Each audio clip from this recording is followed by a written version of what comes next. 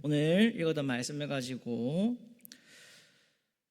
여호와를 경외하는 자의 복이라는 제목으로 여러분과 말씀을 나눠보고자 합니다. 내일이면 벌써 수능이죠. 수능, 아마도 제가 수능 치는 그날도 아마 목요일이었던 것 같긴 한데 수요 예배를 안 오고 컨디션 조절을 한다는 핑계로 집에서 일찍 잠을 자려고 했지만 별로 그렇게 일찍 잤던 것 같지도 않습니다. 약간 떨리는 그런 마음, 또 뭐 어떻게든 되겠지 하는 또 그런 약간의 자포자기한 듯한 그런 마음을 가지고 그렇게 잠을 좀 일찍 청해 보려고 했던 것 같습니다. 뭐 엄청 뭐 떨고 뭐 이랬던 것 같지는 않은데 하여튼 저는 그랬던 것 같네요. 아마 이번에 수능을 치르는 4명의 고3 수험생들 같은 경우는 뭐 정시로 가는 게 아니라 다 이미 잘 갈 길을 거의 확정 짓다시피 간 친구들이어서 수시로 거의 가는 친구들이어가지고 수능에 대해서 그렇게 크게 부담을 안 느낀다고 하더라고요. 점점 가면 갈수록 수능을 치르는 학생들은 뭐 아니면 도더라고요. 진짜 공부를 잘하는 애들이든지 아니면 수시를 다 포기해가지고 이거에 그냥 내 목숨을 걸겠다 하는 애들이든지 그냥 그거밖에 안 남고, 보통의 친구들은 요즘 같으면 거의 다 수시로 대학을 가다 보니까 예전처럼 막 수능 때문에 막 그런, 근래 들어서는 그런 기사를 못 본 것 같아요. 저희 때는 수능 치르고 나면 꼭 한 2-3명씩 죽었거든요. 그날 꼭 저녁이 되면은 그런 사건 사고 기사가 있었는데 요즘은 별로 그런 것 같지는 않습니다. 왜 이 이야기를 하느냐? 아까 전에 우리 권사님도 기도를 해주셨는데 우리 부모된 입장으로서 또 교회의 어른된 입장으로서 우리 어린 친구들 그런 큰 시험을 앞두고 있을 때 어떻게 해서든 주님께서 은혜를 베풀어 주셔가지고 한 문제라도 제발 굴리더라도 좀 잘 맞춰지는 그런 은혜가 있었으면 좋겠다. 우리가 늘 그렇게 생각하지 않습니까? 아마 우리 그리스도인들이 성경에 여러 말씀들이 있는데 들어놓고 내색하지 않지만 속으로는 정말 좋아하는 말씀이 창세기 26장 12절 말씀이거든요. 뭔지 아세요? 창세기 26장 12절 말씀. 이삭이 그 해에 농사하여 그 해에 100배나 얻었고 여호와께서 복을 주심으로. 안 좋으세요? 여러분 별로 속으로만 아멘 하시고 겉으로는 난 아닌데 이러시는 표정을 보고 계시지만 얼마나 좋습니까? 몇 배나요? 100배나요. 10배만 해도 좋은데, 그렇죠? 10배만 해도 충분할 것 같은데 성경에 하나님의 스케일이 장난이 아니죠. 몇 배나요? 100배나 얻었다. 이런 복 얻으며 살아가고 싶다 여러분 생각하지 않습니까? 이런 것을 우리가 꿈꾸며 바라지 않습니까?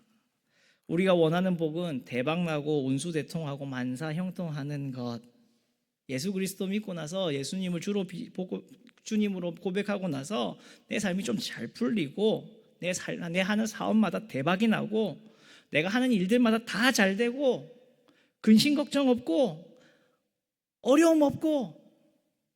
아멘 없네요. 역시 우리 오포즈 예교회 성도님들은 이 영성이 깊어. 이미 이거 아니다 이거 눈치채신 거야. 이런 거를 꿈꾸지만 오늘 성경이 이야기하는 여호와를 경외하는 복은 그것과는 조금 결이 다름을 우리가 발견을 하게 됩니다. 여호와를 경외하는 자가 어떤 복을 받을 것이냐? 분명히 여호와를 경외하며 그의 길을 걷는 자마다 뭐가 있다고 이야기합니까? 복이 있다라고 이야기를 해요.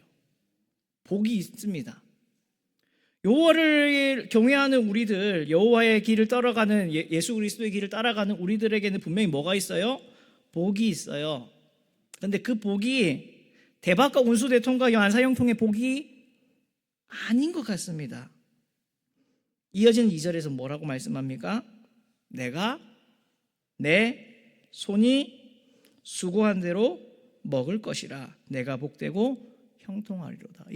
성경은 형통을 이야기하는데 그 형통이 어떤 형통이냐면 내 손이 수고한 대로 먹는 복, 그 형통을 이야기를 하고 있습니다.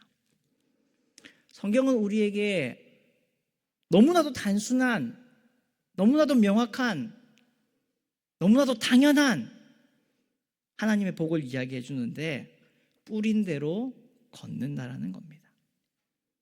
시편 126편 5절 말씀에서도 눈물을 흘리며 씨를 뿌리는 자는 기쁨으로 거두릴 것이다 라고 이야기를 하고 있습니다.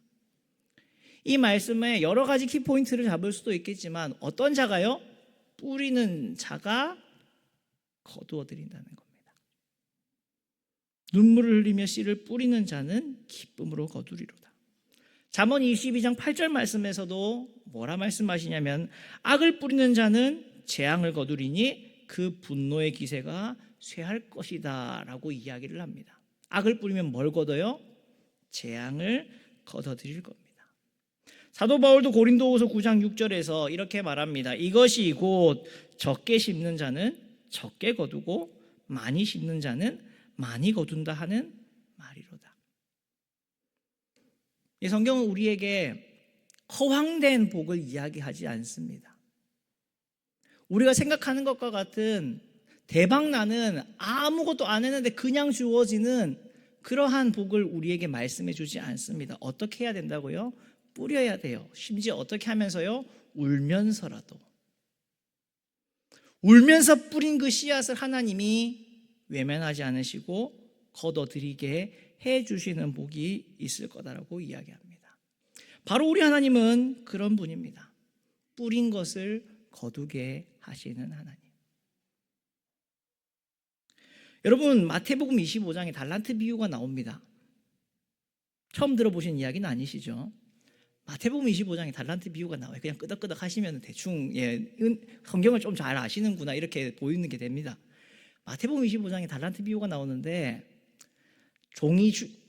주인이 종을 불러가지고 달란트를 나눠주죠. 먼 길을 떠나기 전에. 근데 똑같이 주지를 않고 다르게 주죠. 어떤 사람은 5달란트를, 어떤 사람은 2달란트를, 어떤 사람은 1달란트를 주게 됩니다.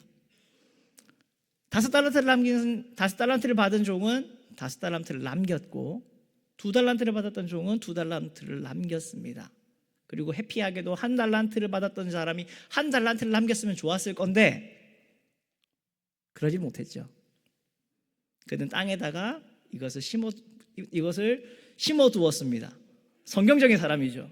달란트를 심었으니 뭐로 거둬야 될까요? 달란트로 거둬야 되면 좋은데 피노키오 같은 동화의 그런 이야기는 일어나지 않죠. 그걸 그대로 파가지고 다시 주인에게 돌려주면서 이렇게 말합니다. 한 달란트 받았던 자는 와서 이르되 주인이여 당신은 굳은 사람이라 심은 데서 거두고 심지 않은 데서 거두고 해치지 않은 데서 모으는 줄을 내가 알았으므로 두려워하여 나가서 당신의 달란트를 땅에 감추어 두었나이다. 보소서 당신의 것을 가지셨나이다. 여러분, 종이 주인에 대해서 하나님에 대해서 오해를 하고 있습니다. 뭐라고 오해를 하고 있었습니까?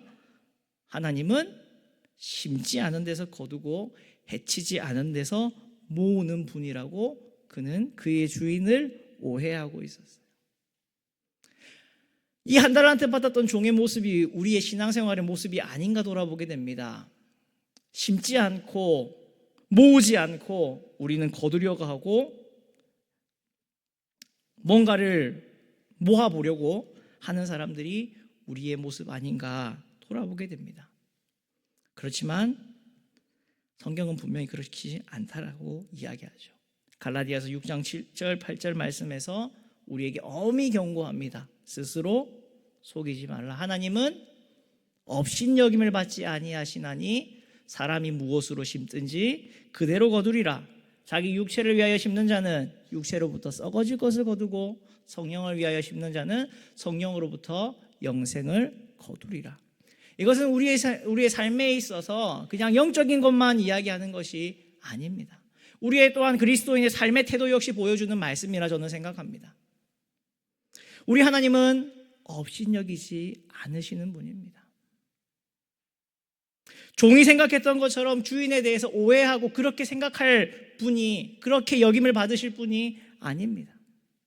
주님께서는 말씀하신 것처럼, 성경에서 여러 번 말씀하시는 것처럼 뿌림대로 거두게 하시고 심은 것을 거두게 하시는 분이 바로 우리 하나님입니다. 뿌린 대로 걷는다. 여러분, 이게 왜 은혜인지 여러분 모르시겠죠? 당연한 거 아닌가 싶으시죠? 우리 소상들도 알았어요. 콩 심은 데 뭐 나고? 콩 나고, 팥 심은 데 팥이 나는 법입니다. 이거는 사실 기독교인이 아니어도 사실 누구나 다 아는 사실입니다. 그렇죠? 근데 왜 이게 은혜냐라는 거예요. 왜 이게 복이냐라는 거예요.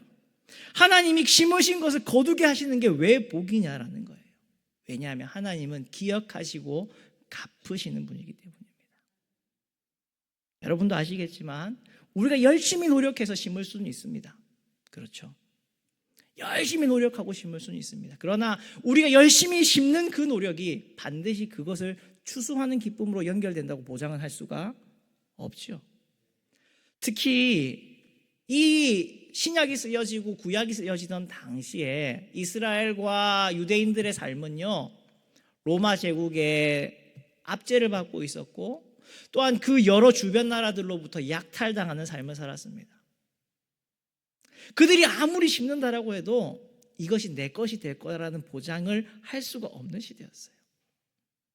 애굽에서 그들은 수년 동안, 수백 년 동안 그 땅에 살았지만, 그 땅에서 그들이 노동력을 착취를 당했지만 그들이 심고 그들이 거둬들이는 것이 아니라 그들은 열심히 노력해서 심었지만 그 모든 것은 애굽 사람들의 것이었습니다. 그들이 가나안 땅에 들어가서 열심히 심었지만 미디안 족속이, 블레셋 사람들이, 모압 족속이, 암몬 족속이 찾아와서 그들의 것을 훔쳐가고 또 빼앗아가고 가져가는 일이 허다했습니다.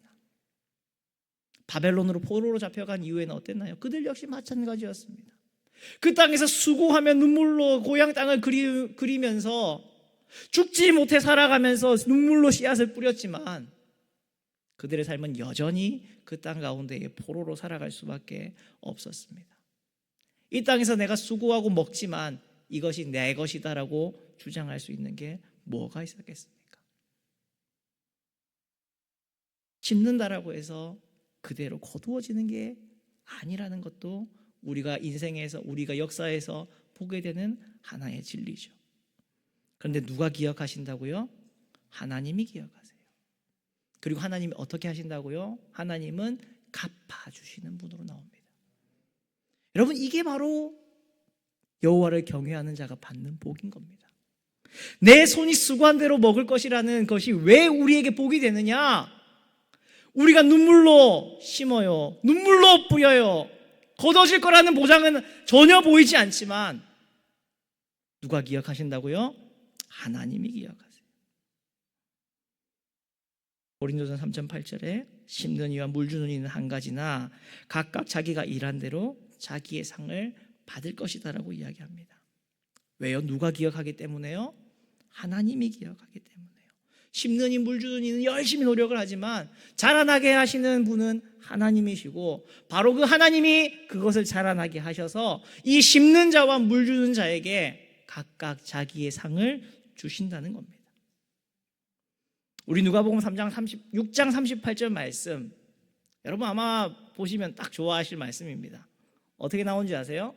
주라 그리하면 너희에게 줄 것이니, 이 부분 좋아하죠. 후이되어 누르고 흔들어 넘치도록 하여 너희에게 뭐 한다고요? 안겨주리라. 우리는 이 구절을요 때로는 잘못 생각합니다. 저는 이 구절을 옛날 보통 우리가 목사님들 어떻게 설교하시죠? 하나님이 이 복을 이렇게 줘요. 푹 떠가지고 넘치도록 해서 준다. 그럴까요? 그 목사님들은 시장을 가서 밀가루나 쌀을 안 사보신 분들입니다. 여러분 시장 가서 밀, 쌀 예전에 사면은 사각형 그거에 어떻게 합니까? 예? 어떻게 하신다고요? 푹 떠요. 그러니까 어떻게 합니까? 흔들어요. 예, 맞아요. 그렇게 하고 위에 튀어나온 거 어떻게 해버리죠? 싹 깎죠. 그 말 아닌가요? 너희에게 줄 것이니 곧 후이되어 푹 떠서 누르고 흔들어서 넘치도록 해서 너희에게 주는 거는 얼마만큼이에요? 뒤에 있는 딱 그만큼인 거죠. 그래서 그 뒤에 있는 말씀이, 이어지는 말씀이 그거 아닙니까? 너희가 헤아리는 그 헤아림으로 너희도 헤아림을 도로 받을 것이니라. 그대로 준다라는 겁니다. 그대로 갚아주시는 하나님, 정확하게 갚아주시는 하나님. 별로 듣기가 싫으시죠? 은혜가 안 되시죠? 우리 하나님 별로 좀 실망이야. 좀 많이 주시지. 근데 여러분, 이렇게 갚아주시는 게 우리 하나님입니다. 마태복음 16장 27절에도 예수님이 그렇게 말씀하십니다. 인자가 여호와 아버지의 영광으로 그의 천사들과 함께 오리니 그때에 각 사람이 행한 대로 갚으리라. 방송실 은혜를 못 받았어요. 시험에 빠졌습니다. 인자가 아버지의 영광으로 그 천사들과 함께 오리니 그때에 각 사람이 행한 대로 갚으리라. 신약의 마지막인 계시록 22장 12절에서도 보라 내가 속히 오리니 내가 줄 상이 내게 있어 각 사람이 그에게 행한 대로 갚아주리라. 행한 대로 갚아주겠다. 행한 대로 갚아주겠다. 우리 하나님 분명히 기억하고 갚으시는 분입니다. 그래서 성경에 나오는 하나님 여호와의 모습을 보응하시는 하나님으로 묘사하는 이유가 바로 그것입니다. 지켜보고 계시고 그것을 갚으시는 하나님입니다. 그렇기 때문에 마태복음 6장 14절 15절 주기도문에 딱 이어서 예수님이 뭐라고 말씀하셨냐면 너희가 사람의 잘못을 용서하면 너희 하늘 아버지께서도 너희 잘못을 용서하시려니와 너희가 사람의 잘못을 용서하지 아니하면 너희 아버지께서도 너희 잘못을 용서하지 아니하시리라. 젊었을 때 높은 뜻 순교교회를 잠깐 좀 다녔던 적이 있는데 서울에 종신대학 다니면서 좀 큰 교회들 유명한 교회들 좀 탐방 좀 해보고 싶다 해서 그렇게 다녔었는데 높은 뜻 순교교회에서는 주기도문을 하면서 이 구절까지 읽더라고요. 우리 하나님이 어떤 분이라고요? 잘못을 한 대로 우리의 잘못을 용서해 주시겠다라고 또한 말씀하시는 분입니다. 이렇게 갚아주시는 분이에요. 그렇기 때문에 예수님은 황금률을 말씀하셨던 거죠. 그러므로 무엇이든지 남에게 대접을 받고자 하는 대로 너희도 남을 대접하라. 이것이 율법이요 선지자니라. 모든 율법에 나오는 것, 모든 선지자들이 가르친 것 요약하자면 바로 이것이다. 무엇이든지 남에게 대접받고자 하는 대로 너희도 그렇게 살아야만 한다. 왜냐하면 누가 보고 계시기 때문에? 하나님이 보고 계시기 때문에. 그 하나님께서는 그대로 이렇게 갚아주시는 우리 하나님이 계시기 때문에.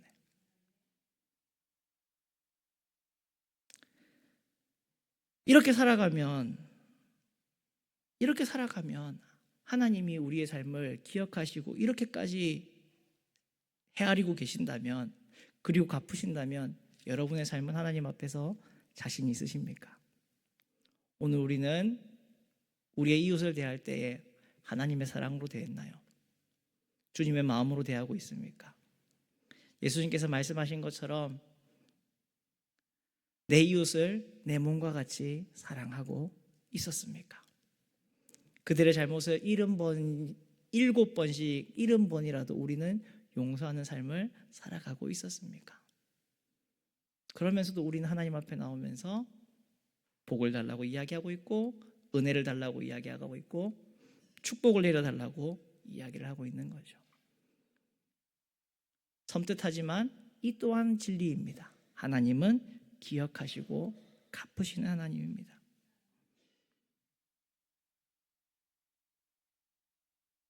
그리고 또한 오늘 말씀이 우리에게 주는 여호와를 경외하는 자가 받는 복은 우리의 기억과 우리의 생각과 너무나도 다른 것을 또한 보여주고 있습니다. 4절 이후에 보면 여호와를 경외하는 자는 이같이 복을 얻으리로다. 여호와께서 시온에서 내게 복을 주실지어다. 그리고 이어지는 말씀이 어떻게 하죠? 너는 평생에 예루살렘의 변형을 보며 내 자식의 자식을 볼지어다. 이스라엘에게 평강이 있을지로다. 이렇게 찬양이 마무리가 되고 있습니다. 여호와께 시온에서 내게 복을 주실지어다. 그렇게 하고 나서 우리가 이어져 있는 우리가 바라는 복은 어떤 복입니까? 너는 평생에 너의 삶의 번영을 보며 혹은 너의 가족의 번영을 보며 너의 하는 일의 번영을 보며 그것이 이어져야 될 것 같은데 뭘 본다고요? 예루살렘의 번영을 봐요. 예루살렘의 번영을 봐요. 하나님 나라의 복을 보게 되는 것, 하나님 나라의 복을 경험하게 되는 것, 이것이 우리의 삶 가운데 여호와를 경외하는 자들이 누리게 될 복이라는 겁니다. 예루살렘의 번영이 나와 무슨 관계가 있습니까? 특별히 이 당시 그래 유대인들은 그렇다 치더라도 오늘 살아가는 우리들에게 있어서 이 복이 도대체 무슨 유익이 있습니까? 예루살렘의 번영을 보면은 지금 중동전쟁을 발전하려고 하는 그것을 예루살렘이 이스라엘이 그냥 이기는 걸로 보면서 와 놀랍다 잘했네 이렇게 하는 걸로 우리가 기뻐하는 걸로 끝나는 건 그런 이야기인가요? 그게 아니라 하나님 나라를 이야기하고 계신 거죠. 우리의 삶 가운데 이 땅 가운데 살아가는 우리의 삶은 형통할 수도 있고 때로는 암초를 만나서 삐걱거리며 쓰러지고 진흙탕이 될 수도 있습니다. 그렇지만 우리는 뭘 보게 될 거라고요? 하나님 나라의 형통을 보게 될 겁니다. 하나님의 뜻이 기어코 이루어짐을 우리는 보게 될 겁니다. 그리고 그것으로 우리는 기뻐하는 삶을 살아가게 될 겁니다. 이게 누구를? 여호와를 경외하기 때문에 그래요. 여호와를 경외하는 자는 그 삶의 중심이 여호와인 겁니다. 그 삶의 목표가 여호와의 나라, 하나님의 나라, 그것인 것입니다. 그랬기에 내 삶은 비록 이 땅 가운데에서 형통하지 못하고 눈물의 씨를 뿌리는 삶을 살아간다 하더라도 하나님 나라의 형통을 바라보며 하나님 나라의 형통으로 기뻐하는 삶을 살아가는 것이 여호와를 경외하는 자의 삶입니다.